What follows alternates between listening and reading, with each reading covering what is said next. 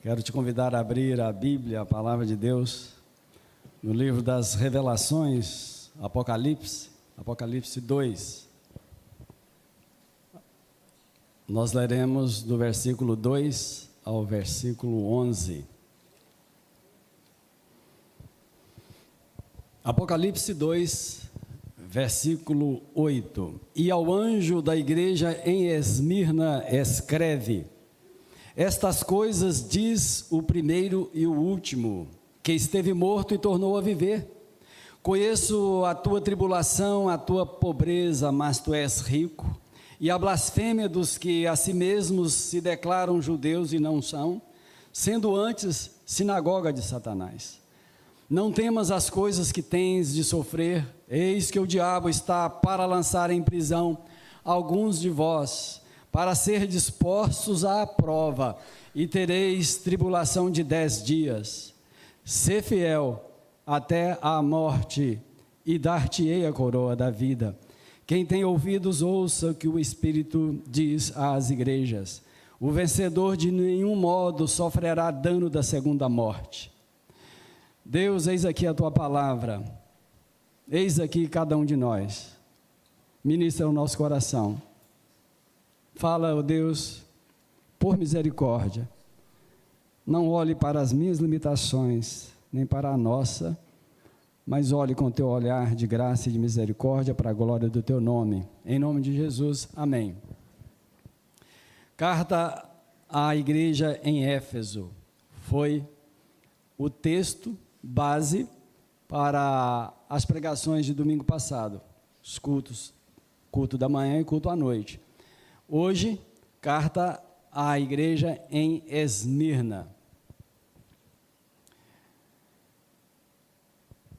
Segundo o historiador grego Heródoto, a cidade de Esmirna foi estabelecida pelos eólios, os quais ocuparam-se com a agricultura e com a colonização do litoral do mar Egeu.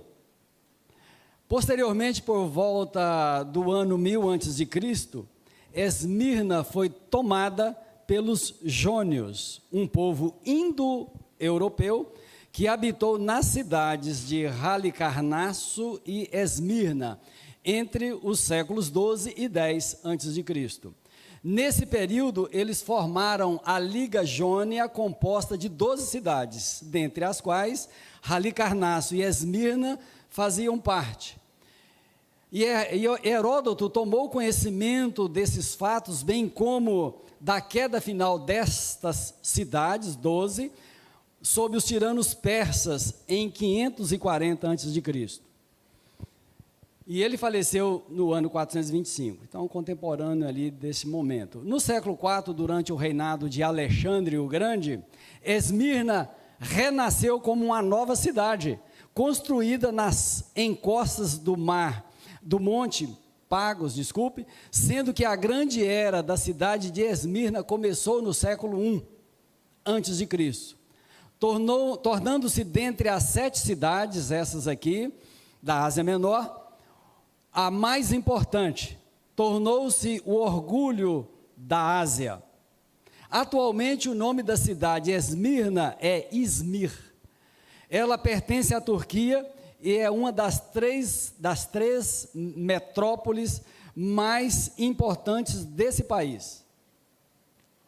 E ela ocupa a costa do mar Egeu em toda a extensão em formato de U. Izmir é a cidade que mais se parece com cidades do Ocidente, e os turcos se orgulham disso, tal como a Ásia se orgulhava dela, naquele período sobre o qual falei. Algumas outras considerações que eu penso serem importantes. Primeiro, as 7 igrejas eram igrejas locais, situadas na Ásia Menor, não muito longe umas das outras. Segunda, conforme Apocalipse 1:11, depois você pode verificar, essas igrejas não receberam apenas a sua respectiva carta, cada uma delas recebeu o livro. Terceira consideração, o conteúdo das 7 cartas são e serão para todas as igrejas em toda a terra, inclusive para a IPJC. Quarta, conforme Apocalipse 1, 19 e 20, Jesus foi claro ao dizer para João, dar uma ordem: escreve as coisas que viste, ou seja, as que João registrou nos versículos 10 até o versículo 20 do primeiro capítulo. E Jesus continuou: escreve as coisas que são, ou seja, as do presente, daquele presente, descritas aí no conteúdo das 7 cartas. Escreve as coisas que hão de acontecer depois destas, ou seja, as coisas que aconteceriam e acontecerão. Aí estou me reportando ao futuro a partir de nós. E conforme o capítulo 4, 1, versículo 1, traz um esclarecimento maravilhoso, contribuindo com o nosso entendimento. Está assim escrito: depois destas coisas olhei, e eis não somente uma porta aberta no céu, como também a primeira voz que ouvi, como de trombeta, ao falar comigo, dizendo: sobe para aqui, e eu te mostrarei o que deve acontecer depois destas coisas.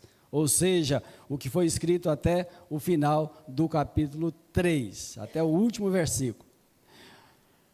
Posto isso, irmãos, eu quero pensar com vocês sobre o tema: é possível ser fiel ao Senhor da igreja em meio às perseguições e sofrimentos? Em primeiro lugar, sim, porque o Senhor da igreja vive. Verso 8: e ao anjo da igreja em Esmirna escreve: estas coisas diz o primeiro e o último, que esteve morto e tornou a viver. Na tua Bíblia é possível que não haja a conjunção aditiva e ao anjo. Ela vai aparecer, ela aparece em todas as cartas, todo o início. Por quê? Porque a primeira carta foi a Éfeso, e aí Jesus continuou dizendo: e ao anjo da igreja em Esmirna escreve, e ao anjo da igreja em Sardes escreve, assim sucessivamente. O termo grego traduzido por anjo é angelos. Angelos significa mensageiro. Quanto ao anjo, aqui, o receptor da carta, juntamente com a igreja que ele liderava, o entendimento predominante é que o termo significa mensageiro mesmo, ou seja, aquele que é responsável pela igreja local, por uma igreja local, era e é, hoje, por exemplo, um presbítero no sentido de bispo, conforme as escrituras, o ministro do evangelho, um pastor local. Apesar de esse ser o entendimento, e o entendimento correto, é importante que você entenda, que nós entendamos que a palavra de Deus revela e escrita é para cada um de nós. Não apenas ao anjo, mas a carta ou as cartas, a palavra de Deus é para todos nós. João continua: estas coisas diz o primeiro e o último, que esteve morto e tornou a viver. Primeiro do grego é protos, é um superlativo que designa Cristo como sendo o primeiro de todos, no tempo, no espaço e em grau de importância. Ele é o primeiro. E o termo para último é escatos, últimos, mas aqui no sentido, em relação a Cristo, é também um superlativo que designa Cristo como sendo o superior, o maior de todos. Cristo é o princípio de todo. Por Ele, por meio dEle, para Ele são todas as coisas. Ele é o primeiro e o último quanto à obra da criação. Ele é o primeiro e o último quanto à obra da redenção dos pecadores, dentre os quais nós outrora fizemos parte como mortos, mas hoje também nós vivemos. E Ele é o primeiro e o último quanto à consumação dos séculos. Aleluia. João prossegue dizendo que esteve morto e tornou a viver. Embora Cristo tenha vivido, neste mundo, ele veio para morrer por nós, ele veio para fazer isso voluntariamente, ele não veio pressionado por Deus. Na verdade não existe isso entre a Trindade, nunca houve entre o Deus triuno. Ele veio mesmo para este fim, para morrer por nós, mas pelas ações dos homens, ele foi morto. Porque o Senhor da igreja proferiu essas palavras? Porque sendo o servo sofredor, ele se identificou com todos os servos, seus servos também, aqueles e de todo o período da igreja, nesses quase 2000 anos, e agora conosco. Ele se identifica conosco, se identifica com a sua igreja.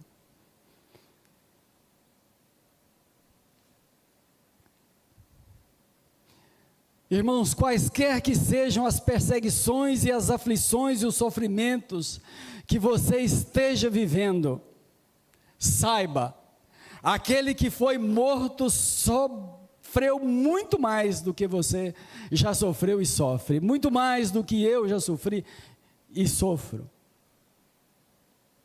A gente sofre neste mundo caído.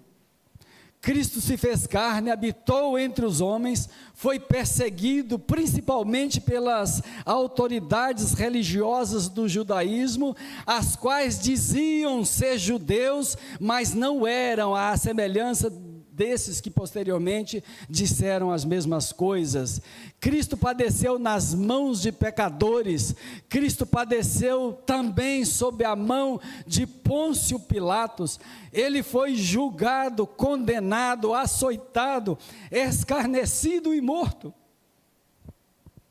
Sim, o Filho de Deus, sendo Deus, foi dependurado no madeiro, ele foi morto. Ele foi morto, mas tornou a viver. O nosso Senhor vive, aleluia, louvado seja o Senhor que está vivo.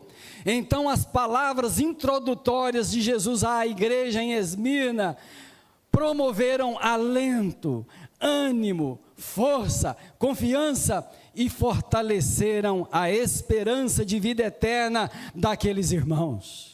E essa verdade é para mim e para você, porque certamente Ele tem te animado. É possível ser fiel ao Senhor da igreja em meio às perseguições e sofrimentos?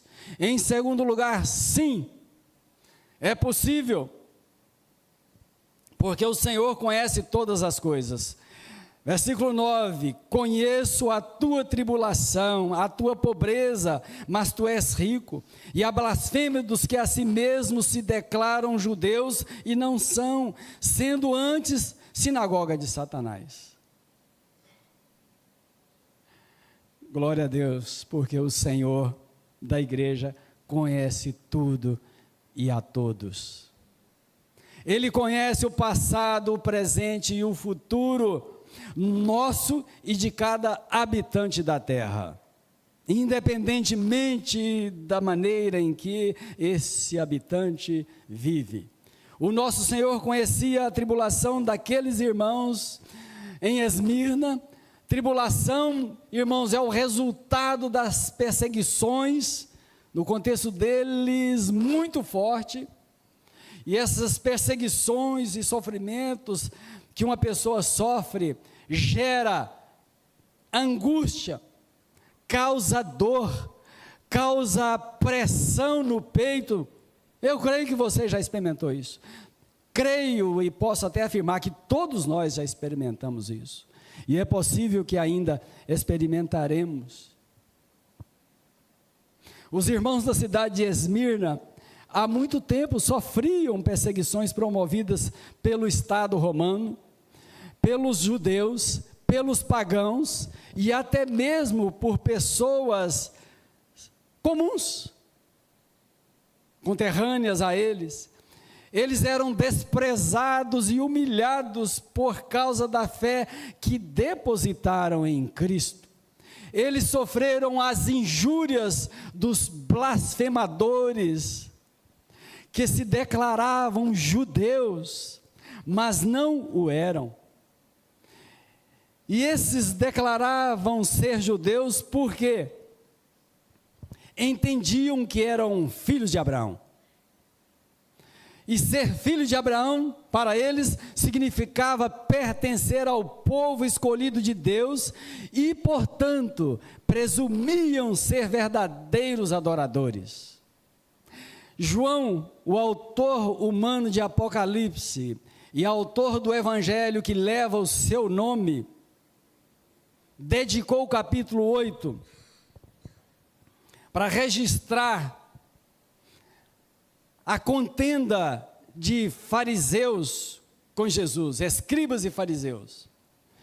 E exatamente por declararem ser descendentes de Abraão, entendiam ser o único povo que tinha o direito de receber as promessas de Deus. Muita petulância, né? Julgarem-se exclusivos. Ninguém deve fazer isso. Nenhum servo de Deus, nenhuma serva de Deus. Ainda que o pensamento do anjo da igreja, da liderança, de quem quer que seja, que leve a dar a entender que pode ser assim, não pode. Não podemos. Então, eles, lá conforme o capítulo 8, disseram a Jesus, capítulo 8, verso 41 está escrito, parte B, nós não somos bastardos, temos um pai que é Deus. Replicou-lhes Jesus, se Deus fosse de fato vosso pai, certamente me havíeis de amar, porque eu vim de Deus e aqui estou. Verso 44, Jesus disse a eles, vós sois do diabo que é o vosso pai, e quereis satisfazer-lhes os desejos.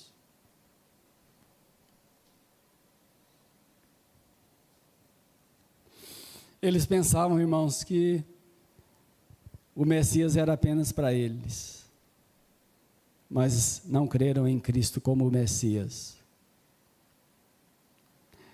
Eu e você temos a Deus por Pai.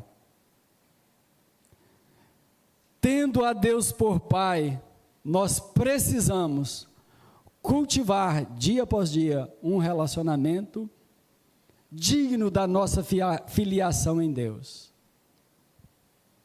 Pense sobre isso. Sobre aqueles de Esmirna que a si mesmos se declaravam judeus, Cristo disse, eles não o são, sendo antes sinagoga de Satanás. Eles eram blasfemadores, pois fingiam adorar de verdade a quem chamavam de Deus e de Pai. Eles agiam assim porque acusaram, pois recusaram, melhor dizendo, reconhecer que a adoração a Deus somente lhes seria possível em Cristo.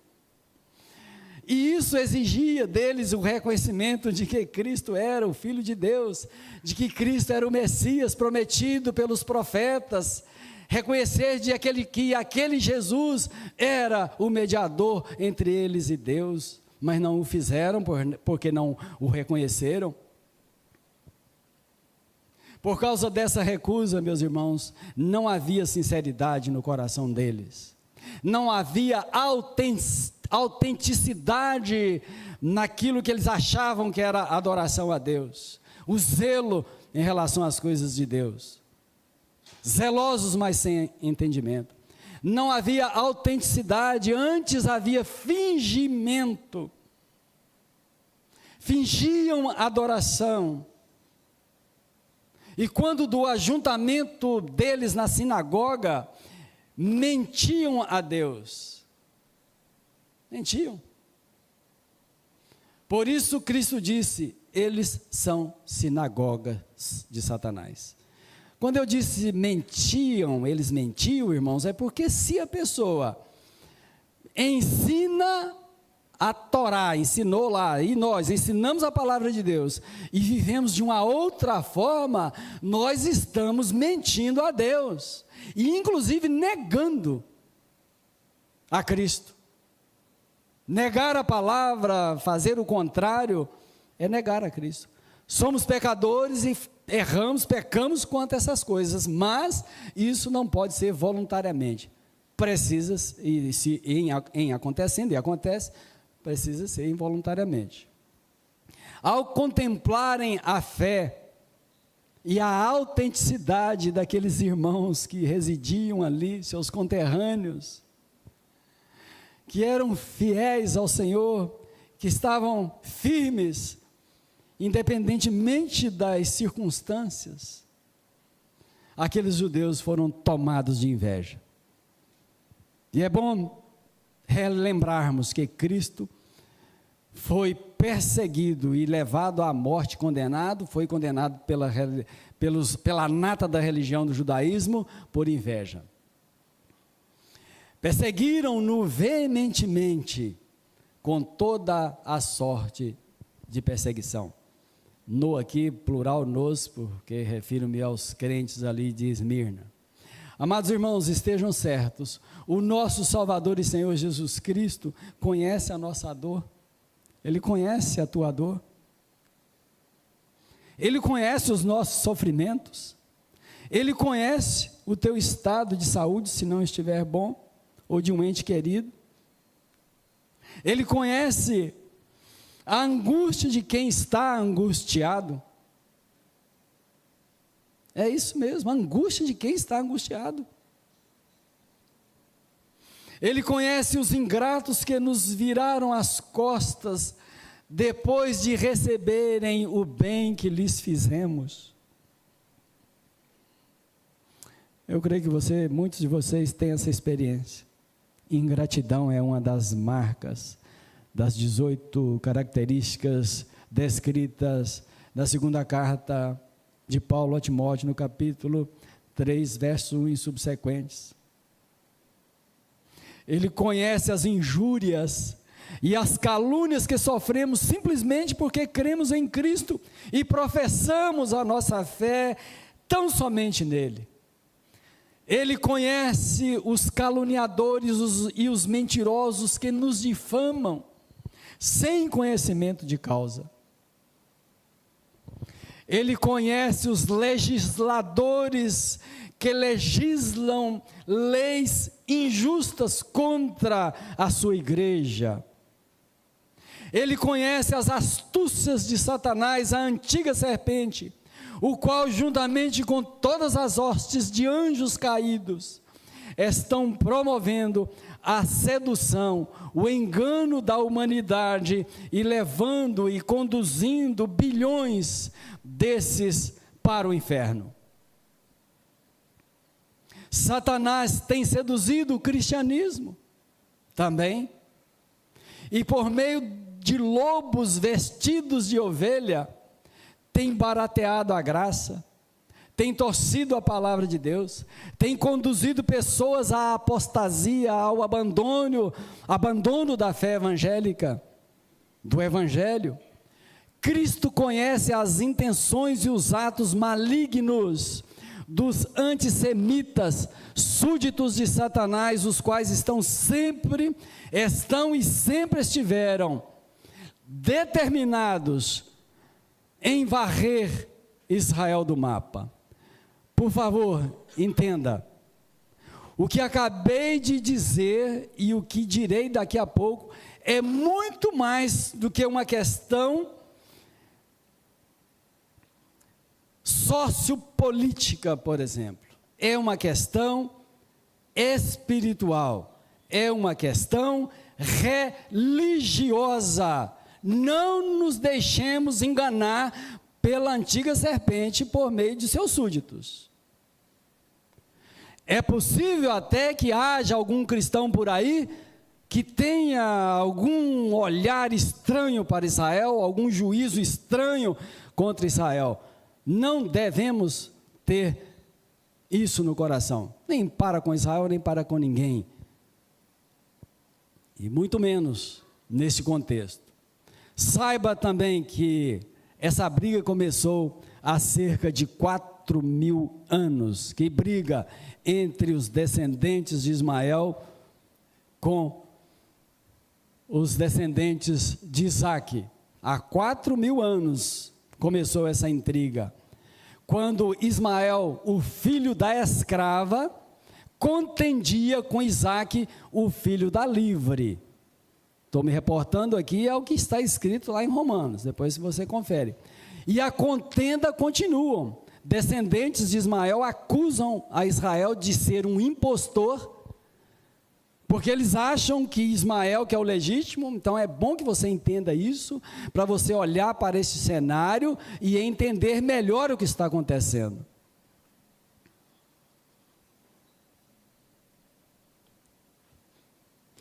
Irmãos, dentre as estratégias, essa da mentira é uma de Satanás. Fazer da verdade mentira, fazer da mentira verdade. Torcer a palavra, aconteceu no Éden a primeira vez, e hoje tem aí súditos dele torcendo a palavra, lobos vestidos de ovelha. E conforme escreveu Isaías, no capítulo 5, versículo 20, abram-se aspas, ao mal chamam bem e ao bem mal, que fazem da escuridade luz e da luz escuridade, põe o amargo por doce e o doce por amargo, fecham-se aspas, cumprindo nos nossos dias. Mas Cristo conhece profundamente tudo e a todos, repito. Além disso, Ele tem tudo sob o seu controle, Ele rege com mão forte todas as nações, todas as pessoas, bem como todas as hostes malignas do reino das trevas. Ele rege com mão forte a tua vida, Ele rege com mão forte a minha vida, cuidando de você, cuidando de mim, cuidando de nós. Ele te sustenta, Ele nos sustenta, porque somos amados de Deus, do Deus Pai, e somos guardados por Cristo, Deus Filho.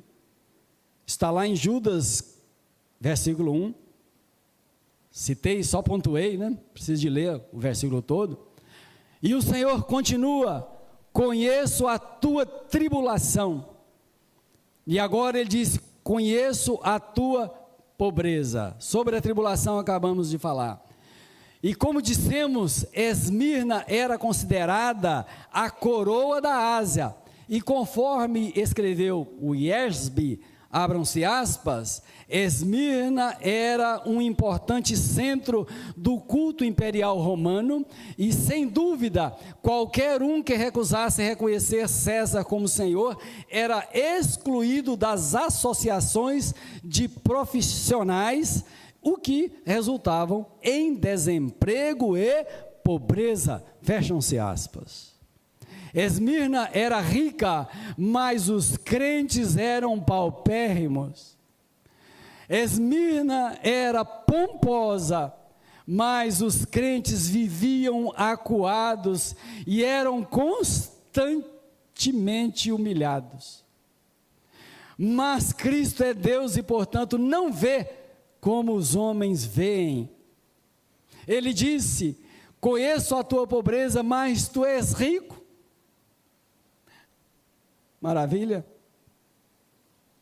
Os crentes de Esmirna tinham um maravilhoso tesouro no céu, e mesmo estando na terra, gozavam de incontáveis bênçãos espirituais da parte de Deus, concedidas por Deus.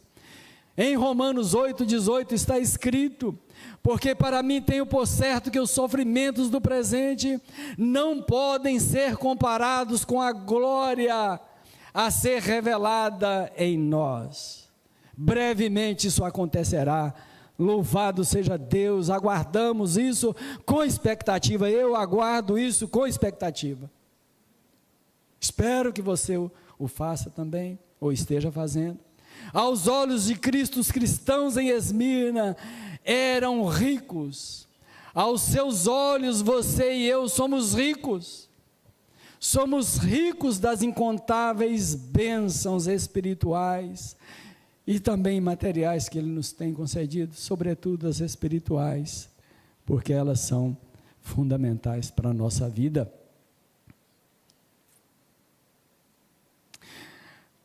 Mas se porventura, você que me ouve, estando aqui ou não,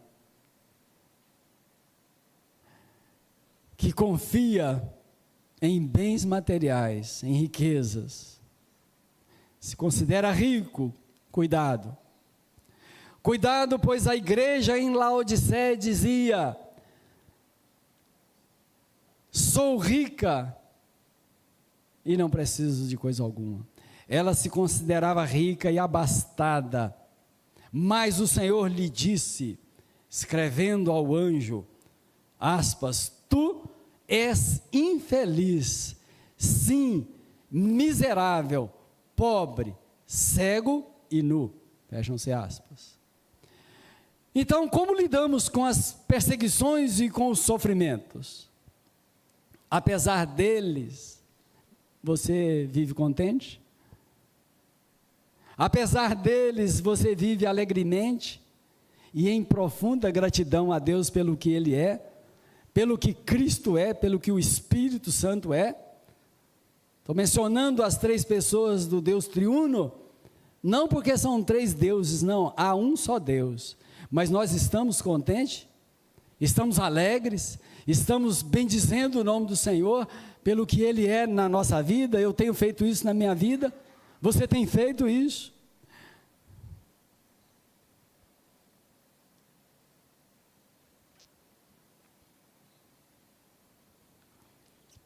Uma das maiores bênçãos que um ser humano pode receber é a bênção da salvação. E se você já a recebeu, se você já foi regenerado, regenerada, e eu estou olhando para vocês, e você está dizendo, eu tenho essa certeza. Então você é um filho, você é uma filha de Deus, e você deve se alegrar sobremaneira por isso. Parafraseando Romanos 8:29, digo, Deus nos predestinou para sermos conformes à imagem de Cristo, ou seja, para sermos semelhantes a Ele. Essa é a resposta que nós devemos dar todos os dias da nossa vida, com o nosso proceder. É possível ser fiel em meio às perseguições e sofrimentos? Em terceiro e último lugar, sim, porque o Senhor da igreja nos assegura a vitória. Versos 10 e 11, não temas as coisas que tens de sofrer.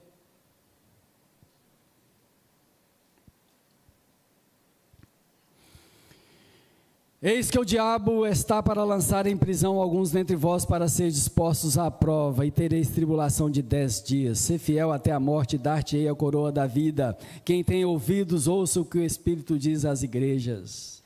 O vencedor de nenhum modo sofrerá dano da segunda morte. O verbo ter em segunda pessoa do singular, tens, foi empregado nesse texto, irmãos, em relação ao anjo da igreja e também em relação a cada um dos membros daquela igreja, das demais igrejas e a cada um de nós.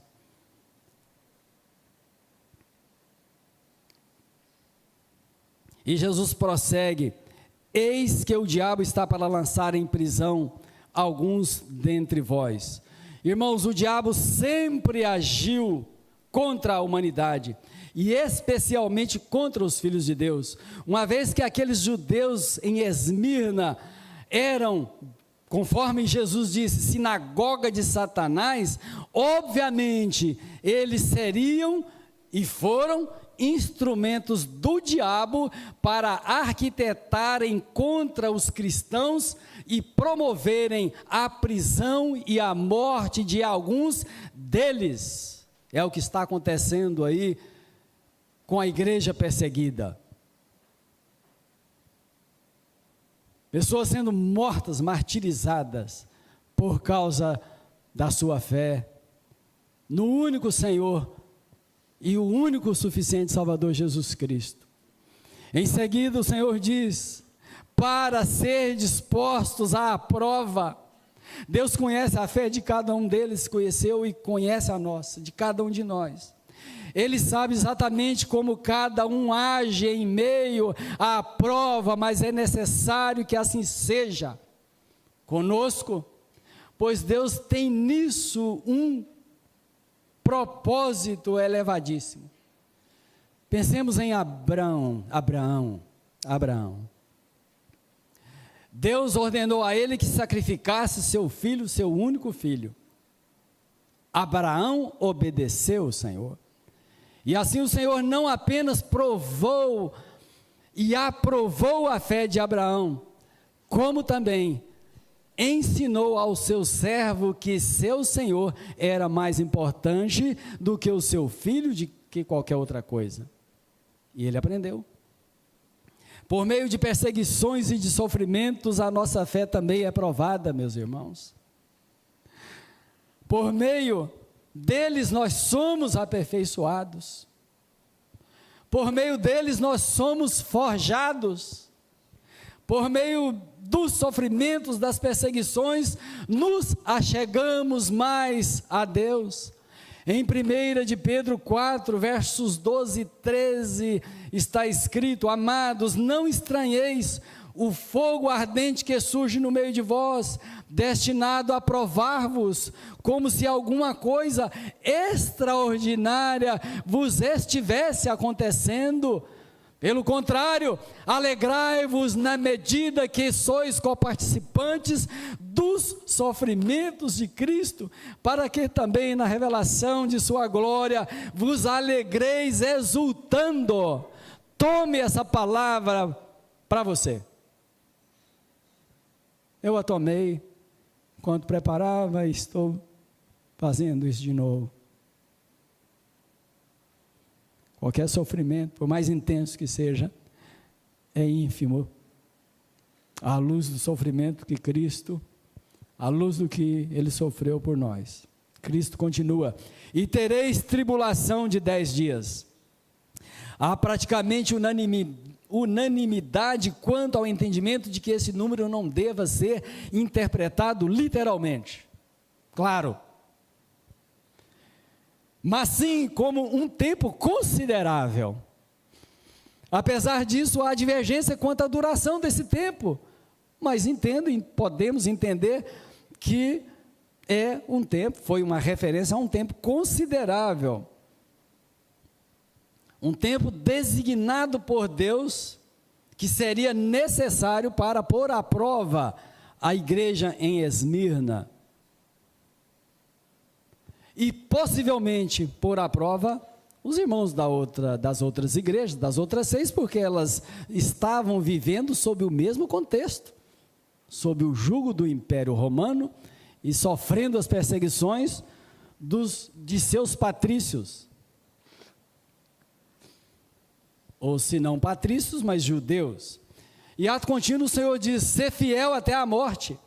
Normalmente os crentes pensam tratar-se de fidelidade a Deus durante o tempo todo em que está vivendo com Cristo. Não é esse o sentido. Pelo contexto, fica claro que o ser fiel até a morte significaria para eles, e significa, e sempre significou, que é levar até as últimas consequências a nossa fidelidade, a deles, a nossa, da igreja de todos os tempos, até a morte, se assim for necessário. A ordem então é: permaneça firme. A ordem para mim e para você. Para você, permaneça firme, não negue tua fé, vislumbre as coisas inefáveis, prometidas e preparadas para nós no céu, para você no céu. A motivação oriunda delas, se preciso for, quer dizer, movidos por todas essas verdades, se for necessário, morramos por amor a Cristo, por amor ao Evangelho. E o Senhor prossegue: e dar-te-ei a coroa da vida. E dar-te-ei a coroa da vida. Os jogos esportivos anuais aconteciam também na importante cidade de Esmirna. Então os cristãos sabiam acerca da recompensa que o vencedor recebia após a sua vitória. Portanto, essa promessa foi muito significativa aos cristãos de lá. significativa, entenderam muito bem a promessa: dar-te-ei a coroa da vida. Alguns deles poderiam até perder a vida pelo martírio, pois estavam convictos de que a coroa da vida lhes fora garantida pelo Senhor da igreja, o Senhor deles, o Senhor nosso. Essa também é a tua certeza? Sim, essa é a nossa certeza. Cristo Jesus, nosso Salvador e Senhor, encerra a carta dizendo: quem tem ouvidos, ouça o que o Espírito diz às igrejas. O vencedor de nenhum modo sofrerá o dano da segunda morte. Que promessa maravilhosa, meus irmãos. Que alento, que conforto o Senhor nos dá nesta manhã, com essas palavras. Que consolo. Nós não sofreremos o dano da segunda morte, porque vivemos em Cristo e por Cristo. Outrora estivemos mortos nos nossos delitos e pecados, conforme está lá em Efésios 2:1. Mas o Senhor, que é a vida, nos regenerou e nos deu vida. Estivemos mortos, mas o Senhor nos reviveu.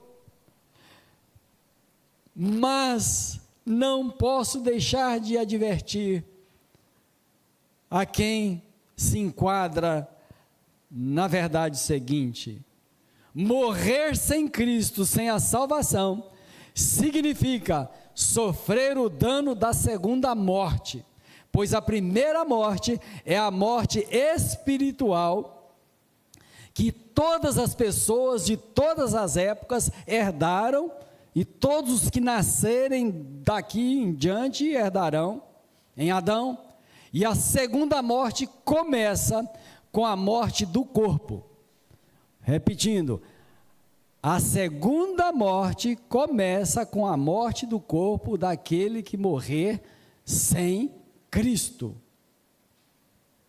Começa e prossegue como sendo o estado eterno de sofrimento. Sofrimento esse em que as pessoas sem Cristo vivenciarão conscientemente no lago de fogo. É dura a palavra, mas é a palavra de Deus, é a verdade. A mesma palavra que é a verdade para transformar corações duros como a pedra, como era o meu no passado, é a mesma palavra por meio da qual Deus condenará os perdidos. Já está condenado, nos diz a palavra, né? Por meio de Cristo, os que assim morrerem. Você tem ouvido para ouvir o que o Espírito Santo disse nesta manhã? E continuará dizendo? Ou você os tem apenas para escutar os sons que são processados no teu aparelho fonador?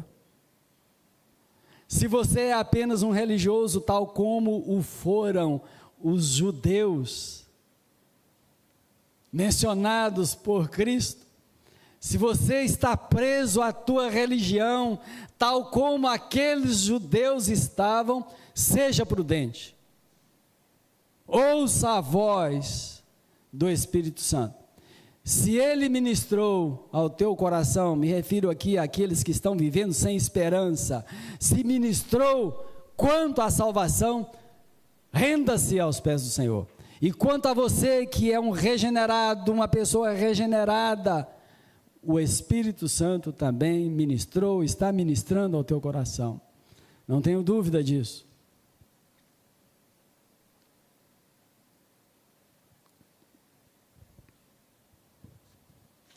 Então, irmãos, consagremos a nossa vida, consagre a tua vida mais e mais ao teu Salvador, consagremos-nos ao nosso Salvador, submetamo-nos ao seu senhorio. obedeçamos-no incondicionalmente, obedeçamos às suas ordens expressas na sua palavra, os mandamentos, exerça a paciência e a perseverança quando o dia mau chegar, quando o sofrimento chegar, exerça a paciência, não é fácil, mas exerça, e faça isso aos pés do Senhor. Se você estiver passando por tribulação, por enfermidade, por algum outro problema que tenha angustiado a tua alma, lança isso aos pés do Senhor, exerça essa paciência, olhe para o Senhor. Ele está dizendo a cada um de nós: não há apenas um vencedor, há vencedores. O vencedor de nenhum modo sofrerá dano. Então em Romanos 8,37 está escrito: em todas estas coisas, porém, somos mais do que vencedores por meio daquele que nos amou.